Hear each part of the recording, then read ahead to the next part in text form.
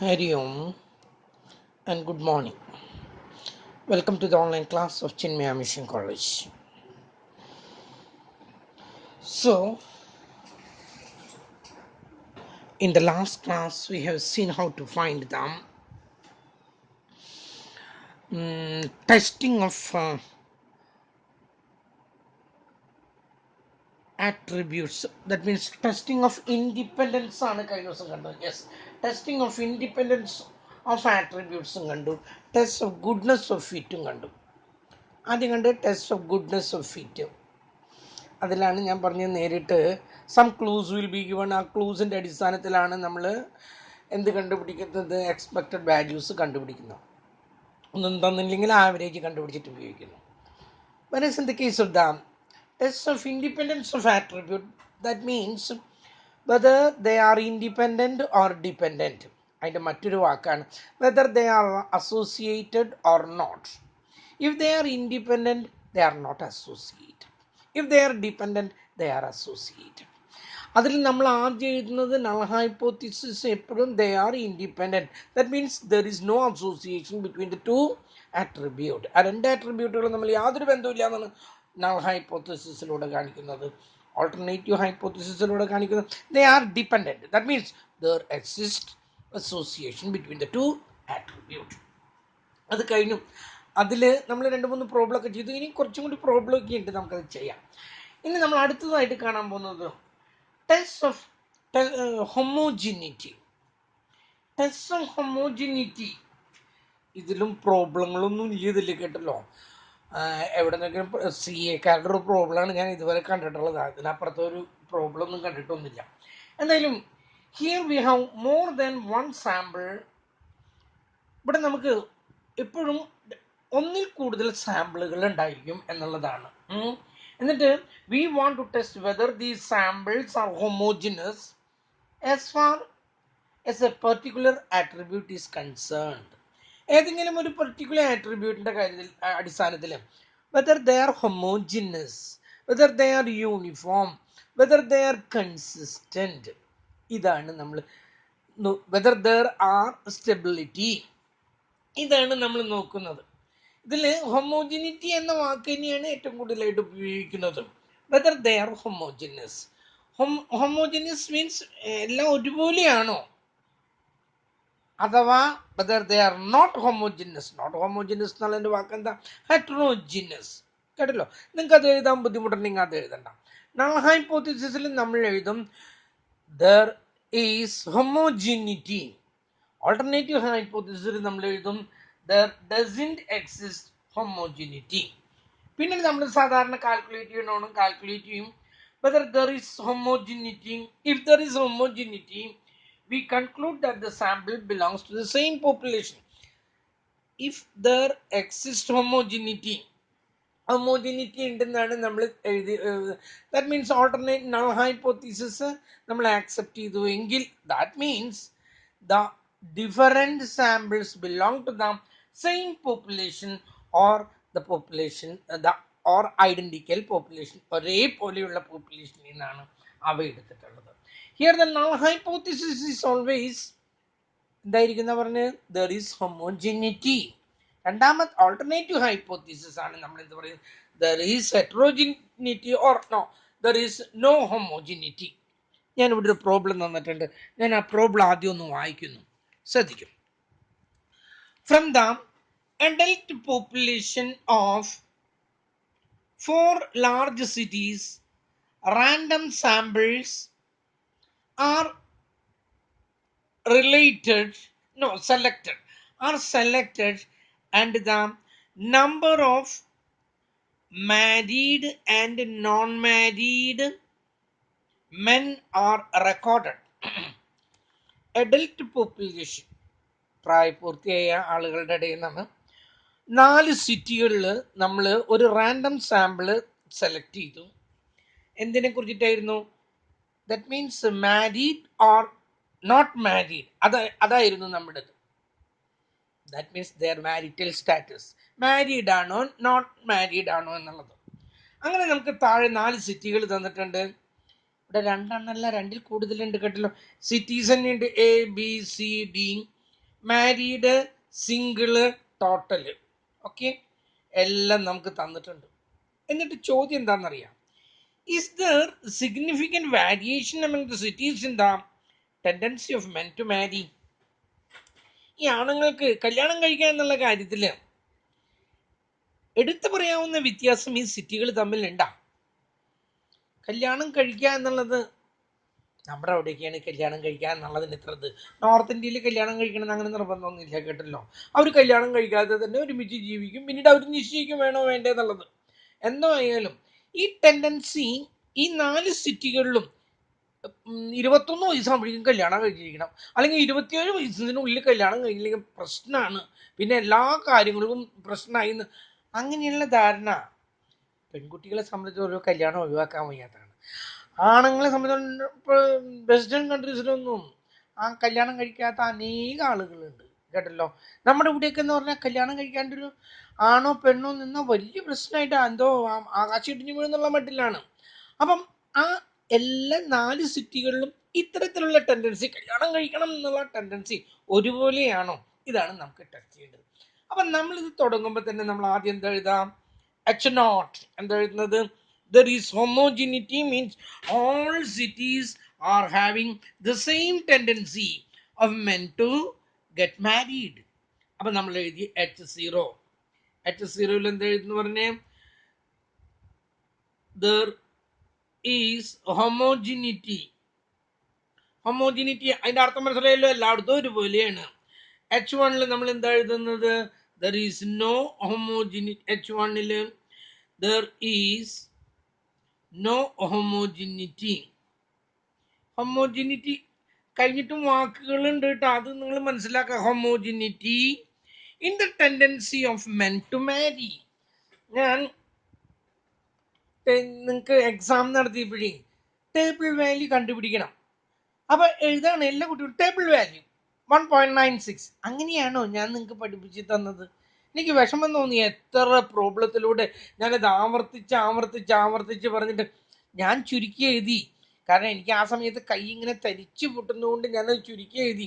എന്നിട്ട് ഞാൻ പറഞ്ഞു ഇങ്ങനെയല്ല, table value at 5% level of significance and infinity degree of freedom is. ഇത്രയൊക്കെ പറഞ്ഞിട്ടും കുട്ടികൾ എന്തോ എഴുതിയിരിക്കുകയാണ്, ടേബിൾ വാല്യൂ 1.96. ഇതാണോ ഞാൻ ഉദ്ദേശിച്ചത്? അതുപോലെ എത്ര കവിതകൾ എന്തെല്ലാം വീട്ടിൽ തങ്ങൾ എഴുതിയിരിക്കുന്നു അറിയും. അതിൽ ചില കുട്ടികളോടൊക്കെ ഞാൻ വിളിച്ച് പറഞ്ഞു, ചിലരോടൊന്നും ഞാൻ വിളിച്ച് പറയാൻ നിന്നില്ല. കാരണം എല്ലാവർക്കും വിളിക്കുമ്പോൾ എല്ലാവർക്കും വിഷമം, അത് കാരണം ഞാൻ വിളിച്ച് പറഞ്ഞില്ല എന്നുള്ളൂ. നിങ്ങളൊരു കാര്യം ചെയ്യുമ്പോൾ വൃത്തിയായിട്ട് ചെയ്യാം. പിന്നെ തിരക്ക്, ചിലർക്ക് തിരക്കാണ്, എന്താ എങ്ങോട്ടോ ഓടി പോകാനുള്ള തിരക്കാണ്. അങ്ങനെ തിരക്കൊന്നുമില്ല. പിന്നെ 3 മണിക്ക് ശേഷം കുറച്ച് കുട്ടികൾ അയച്ചിട്ടുണ്ടായിരുന്നു, ഞാൻ അവർക്കൊക്കെ മാർക്കും കൊടുത്തിട്ടുണ്ട്. അതിനൊന്നും ഞാൻ അത് കാണിച്ചിട്ടൊന്നുമില്ല. 45 മിനിറ്റിനുള്ളിൽ 2 പ്രോബ്ലം ചെയ്യാനായിട്ട് അത്രയും സമയം കിട്ടിയിട്ട് പറ്റണില്ല എന്ന് പറഞ്ഞാൽ വലിയ കഷ്ടമാണ്. ചിലർ കണ്ട് തിരക്ക് കാണിക്കാൻ കണ്ടിട്ടുണ്ടെങ്കിലല്ലോ. പിന്നെ എല്ലാവരും 2 പ്രോബ്ലം ചെയ്തിട്ടുണ്ട്, ഒരു കുട്ടി മാത്രം ഒരു പ്രോബ്ലം ചെയ്ത് നിർത്തി കഴിഞ്ഞു. കാരണം ആവശ്യത്തിനുള്ള മാർക്കായി എന്ന് തോന്നി കാണുന്നത് കൊണ്ടായിരിക്കും. അത് ലേറ്റ് ആയിട്ട് വന്നിട്ടുള്ള കുട്ടികളാണെങ്കിൽ എനിക്ക് മനസ്സിലാവും അവർക്കത് അറിയാത്തത് കൊണ്ടാണെന്ന്. ഇത് ആദ്യമേ വന്നിട്ടുള്ള ഒരു കുട്ടി ഒരു പ്രോബ്ലം ചെയ്തു, അവിടെ അവസാനിപ്പിച്ചു, കാര്യം കഴിഞ്ഞു, എളുപ്പത്തിൽ എല്ലാം നേടിയെടുത്തു എന്നുള്ള മട്ടിലാണ്. യെസ്, നമുക്ക് പോയിന്റിലേക്ക് വരാം. അപ്പോൾ ഇവിടെ ദർ ഈസ് ഹോമോജിനിറ്റി. ഇവിടെ നിങ്ങൾ എഴുതിയോണ്ട് കുഴപ്പമൊന്നുമില്ല. പക്ഷേ ആക്ച്വലി ഇതെന്താണ്? There is homogeneity in the tendency of men to marry. There is no homogeneity in the tendency of men to marry എന്നാണ് അതിൻ്റെ മുഴുവൻ. ഇനി നമ്മൾ എന്താ ചെയ്യേണ്ടത്? ഈ ABCD ഞാൻ ഇങ്ങോട്ട് താഴേക്ക് എഴുതിയിടാണ്. ABCD total. ഇവിടെയും ഇവിടെ മാരീഡ് വെറും M എന്ന് കാണിക്കുന്നു. അടുത്തത് സിംഗിൾ ടോട്ടൽ. ടോട്ടലുകളൊക്കെ എഴുതിയിടുന്നു. 169, 221, 208, 182, 780. ഇവിടെ 600 ആൻഡ് 180. ഇനി ഈ പേന ഒന്ന് മാറ്റട്ടെ. ഇനി നമുക്ക് ഓരോന്നും കണ്ടുപിടിക്കണമെങ്കിൽ എയുടെ അവിടുത്തെ വാല്യൂ കണ്ടുപിടിക്കാൻ എന്താണെന്നാണ് ഞാൻ പറഞ്ഞിട്ടുള്ളത്? A+B × AB. അങ്ങനെയാണ് ഞാൻ പറഞ്ഞത്. അതായത് ഇതിൻ്റെ നേരെയുള്ള ടോട്ടൽ ഇൻറ്റു ഇതിൻ്റെ താഴേക്കുള്ള ടോട്ടൽ ഡിവൈഡ്, ഇത് രണ്ടും കൂടി ഇൻറ്റു ചെയ്യുന്നു, ഡിവൈഡഡ് ബൈ 700. ദാറ്റ് മീൻസ് അതിന്റെ ടോട്ടൽ. അങ്ങനെ ഓരോന്നും നമ്മൾ കണ്ടുപിടിക്കണം. 137ന്റെയും എല്ലാം. ആദ്യത്തേതിന്റെ ഞാൻ ഒന്ന് നോക്കട്ടെ. 600 × 169 നോക്കും. Calculator okay. 600 × 169 divided by 780, that gives 130. ആദ്യത്തേതിന്റെ കിട്ടി 130. ഈ പാനും ശരിയായില്ല. ചില ദിവസം എഴുത്ത് തുടങ്ങുമ്പോഴേ പ്രശ്നങ്ങളാണ്. വേറൊരു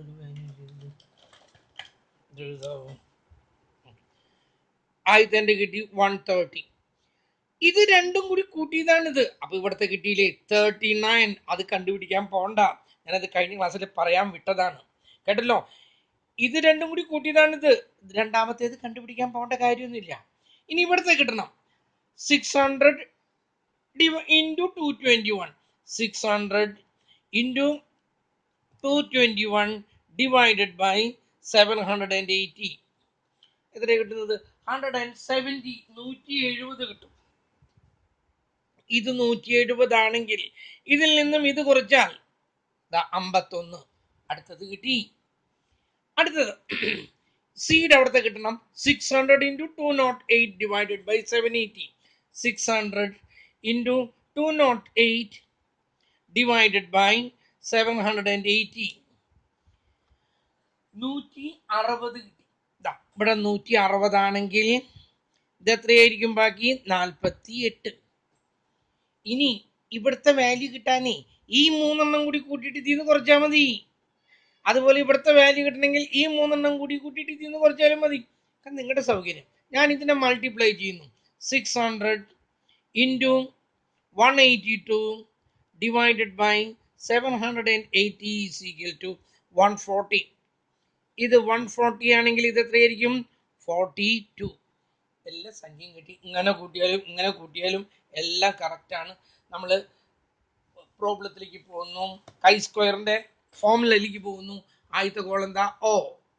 തന്നിരിക്കുന്ന വാല്യൂസ് 137, 32, 164, 57, 137, 32, 164,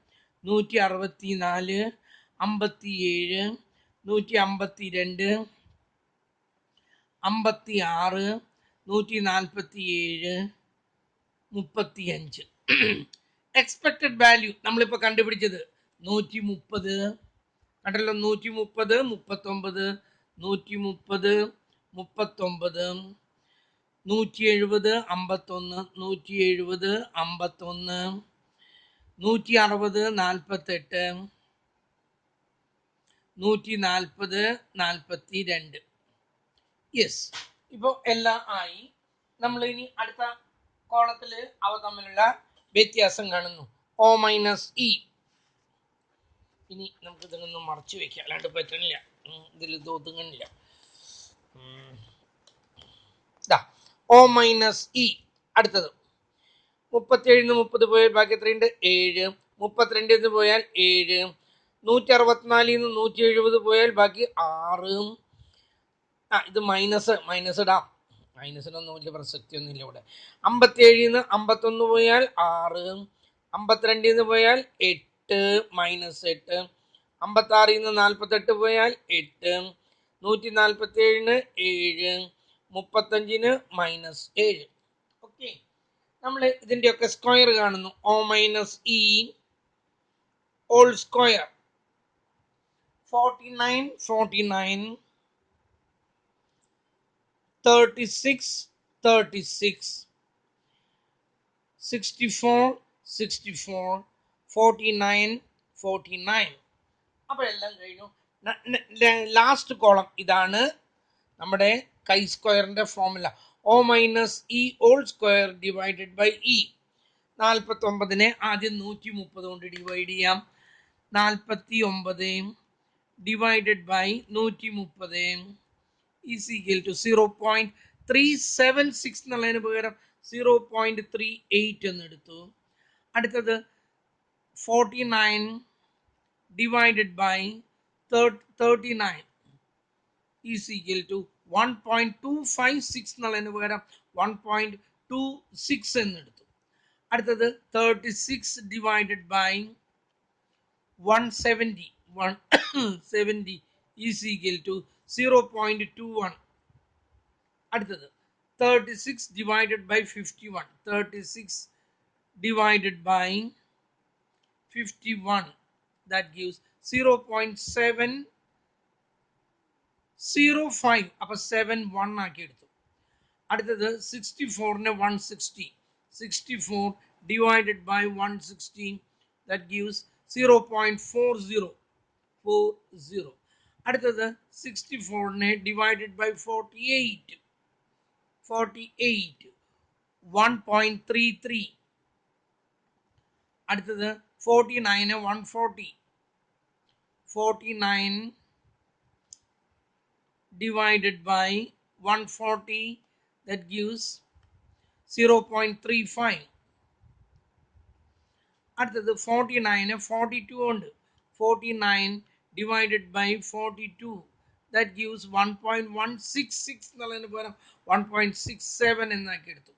ഇത് എല്ലാം കൂടി കൂട്ടുന്നു. 8 14 15 16 26 5 31. ബാക്കി 3 6 8 10 17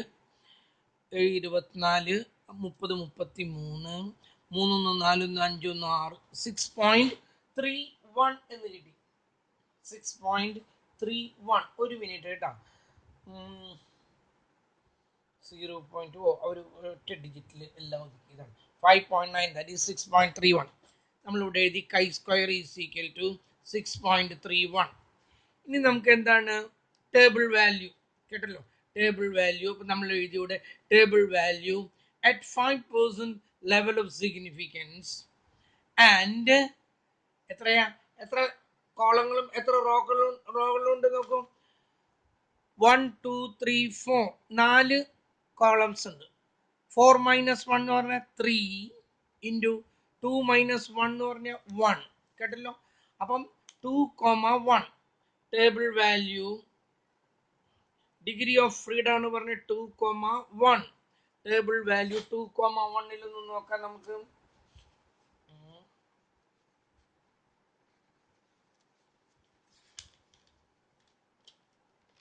എവിടെയാണ് ടേബിളിൻ്റെ വാല്യൂസ്?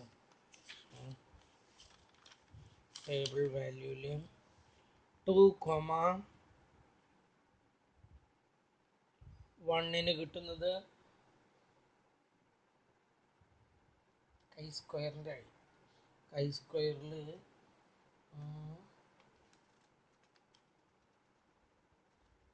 ഞാൻ പറഞ്ഞത് തെറ്റിയില്ലേ?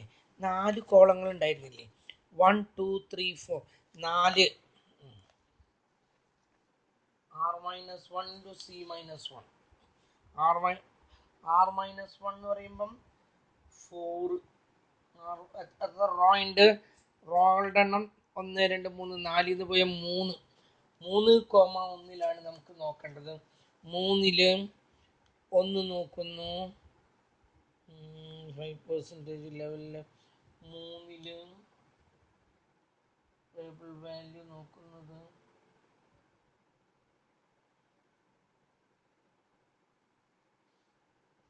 0.5 3 1 നോക്കുന്നു.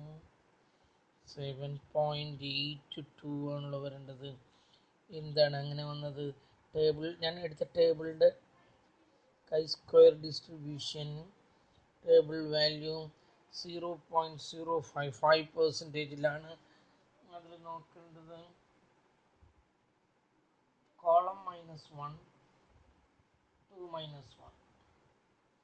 into 4 - 1 level of significance. 0.5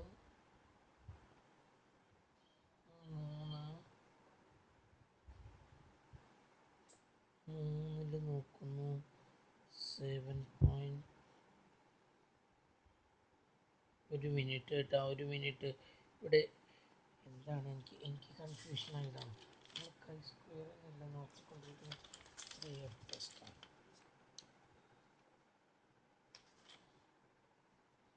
ഒരൊറ്റ മിനിറ്റ് കേട്ടോ, ഒരൊറ്റ മിനിറ്റ്.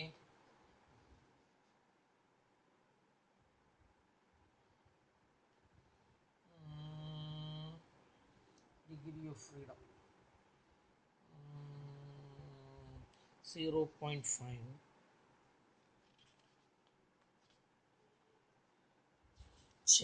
ഞാൻ ഈ എഫ് ടെസ്റ്റിൽ നോക്കി എങ്ങനെയാണ് കൈ സ്ക്വയറിൻ്റെ എവിടെയാണ്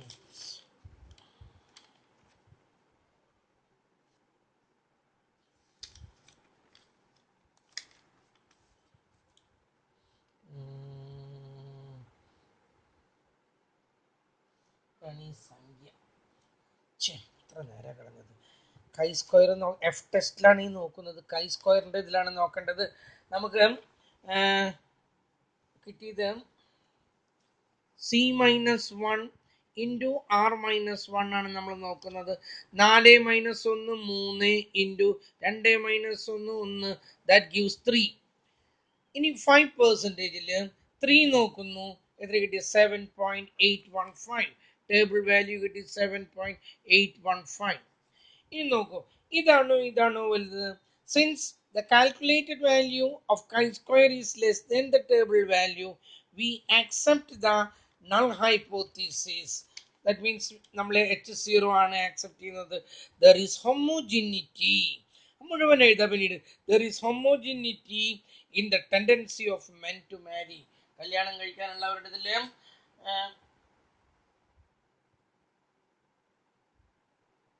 less than തന്നെയല്ലേ പറഞ്ഞ calculated. We accept there is homogeneity. There is അവർ എല്ലാവരും ഒരേപോലെയാണ്, ഒരു വ്യത്യാസമില്ല, എല്ലാവർക്കും ഒരേപോലെയാണ് അവർ ചിന്തിക്കുന്നത്. കല്യാണം എന്നുള്ള കാര്യത്തെ കുറിച്ചിട്ടുള്ള അവരുടെ കോൺസെപ്റ്റ് ഒരേപോലെയാണ്. ഓക്കെ, ഇതിൽ ഈ ഹോമോജിനിറ്റി ടെസ്റ്റ് ചെയ്യണതിൽ ഞാൻ ഈ ഒരു പ്രോബ്ലം കേട്ടിട്ടുള്ളൂ. ഇതിൻ്റെ അടുത്തതും ഇങ്ങനെ തന്നെയാണ്. ഇതിലൊന്നും ഞാൻ പ്രോബ്ലങ്ങൾ കണ്ടിട്ടില്ല, കേട്ടല്ലോ. എന്നാൽ ഈ പ്രോബ്ലം ചോദിച്ചിട്ടുമുണ്ട് കേട്ടോ, ഇത് ചോദിച്ചിട്ടുമുണ്ട്. അപ്പം ഇത് ചെയ്യുന്ന രീതി മനസ്സിലായല്ലോ. സാധാരണ നമ്മൾ ചെയ്യണ പോലെ തന്നെ, യാതൊരു വ്യത്യാസമില്ല. കോളങ്ങളുടെ എണ്ണം കൂടുതലുണ്ടായിരിക്കും, ചിലപ്പോൾ റോയുടെ എണ്ണവും കൂടുതലുണ്ടാകാം, ഇല്ല എന്നൊന്നും പറയാനായിട്ട് പറ്റില്ല. ചെയ്ത രീതി മനസ്സിലായല്ലോ. കാൽക്കുലേറ്റഡ് വാല്യൂ കണ്ടു, ടേബിൾ വാല്യൂ ഇതാ നോക്കൂ. ഞാൻ തന്നെ ഇത്ര നേരം നിന്നിട്ട് എഫ് ടെസ്റ്റിൽ ഇങ്ങനെ നോക്കാം, കാരണം ആ ടച്ച് പെട്ടെന്ന് പോകണം. അതുകൊണ്ട് നിങ്ങൾ പ്രത്യേകം ശ്രദ്ധിക്കാം ഏതിലാണ് നോക്കേണ്ടതുള്ളത് എന്നുള്ളത് നിങ്ങൾക്ക് ഓർമ്മ വേണം. കൈ സ്ക്വയറിൻ്റെ പേജ് തന്നെ നോക്കണം, അല്ലാതെ എഫ് ടെസ്റ്റിൻ്റെ പേജ് നോക്കിയാൽ പറ്റില്ല. അടുത്തത് ഇതിൽ ഒരെണ്ണം കൂടി ഉണ്ട്, അത് നമുക്ക് ലാസ്റ്റായിട്ട് പഠിക്കാനുള്ളതായിട്ടാണ് നമ്മളത് കണക്കിലെടുക്കുന്നത്. അതായത് ഇതിലും പ്രോബ്ലം ഒന്നും ആക്ച്വലി ഇല്ല. Test for population variance, test for population variance എന്നാണ്. ഒന്ന് ചെയ്ത് നോക്കാം ഒരു പ്രോബ്ലം, അത്രയേ ഉള്ളൂ. കാരണം ഇതിനെ നമുക്ക് നോൺ പാരാമെട്രിക് ടെസ്റ്റ് എന്ന് പറയാൻ പറ്റില്ല, കാരണം വാരിയൻസിനെയാണ് നമ്മൾ ടെസ്റ്റ് ചെയ്യുന്നത്, കേട്ടല്ലോ. വാരിയൻസിനെയാണ് നമ്മൾ test. In the case of the parametric test we will be given the parameters like standard deviation, variance, number, etc. But whereas in the case of the non-parametric test, we won't be given any kind of parameters, and we are not making assumption that the distribution is normal or that one is F distribution or T distribution or Z distribution. All such things are not taken into consideration in the case of the non-parametric test. Non-parametric test അതൊന്നും ഇല്ല. പക്ഷേ ഇവിടെ ഇങ്ങനെ ഒരു പഠനം കൂടി ഇവിടെ ഉണ്ട്. അതിൻ്റെ പേരാണ് ടെസ്റ്റ് ഓഫ് വാരിയൻസ്. വാരിയൻസിനെയും കൂടി നമ്മൾ ഒന്ന് ടെസ്റ്റ് ചെയ്യുന്നുണ്ട്. അതിന് പറയുന്നു പോപ്പുലേഷൻ വാരിയൻസിന്റെ test, test for population variance, test for population variance എന്നാണ് അതിൻ്റെ പേര്. പോപ്പുലേഷൻ വാരിയൻസിനെ നമ്മളൊന്ന് ടെസ്റ്റ് ചെയ്യണം. ഇത് സിമ്പിൾ ആണ്.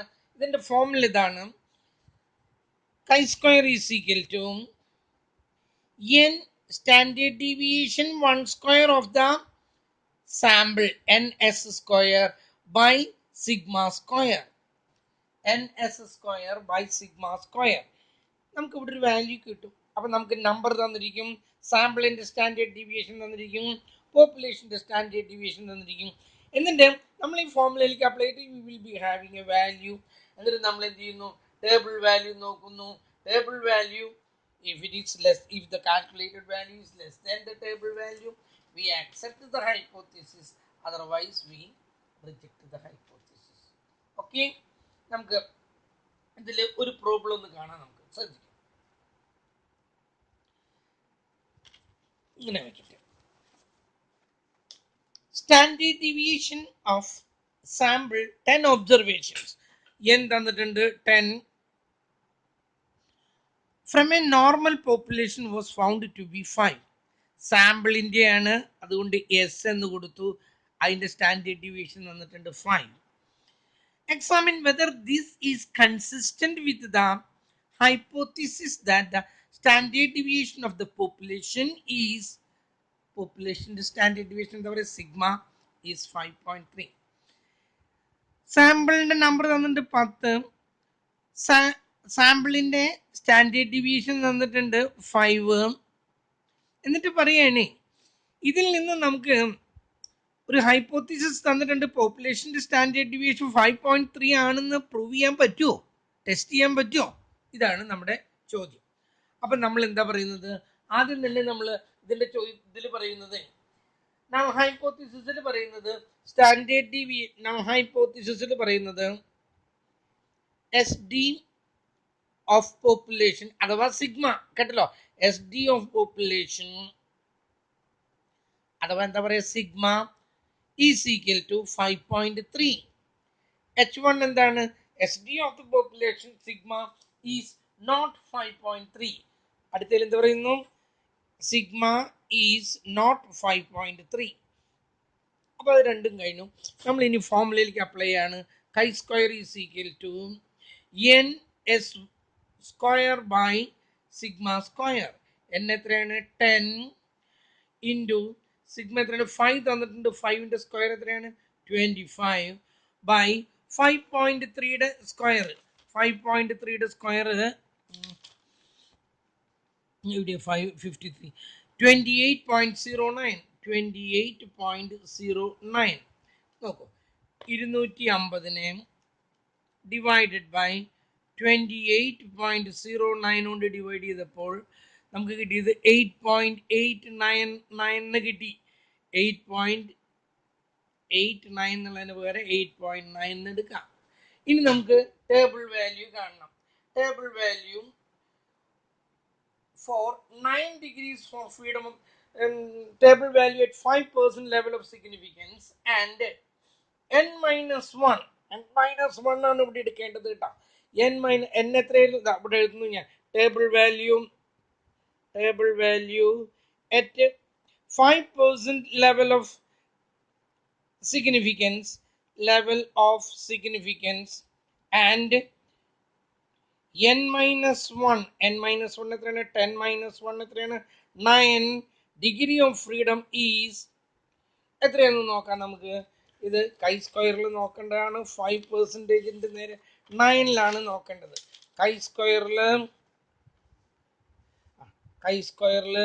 5%ൻ്റെ നേരെ 9 എടുത്ത് നോക്കുമ്പോൾ നമുക്ക് കിട്ടുന്നത് എത്രയാണ്, 16.919.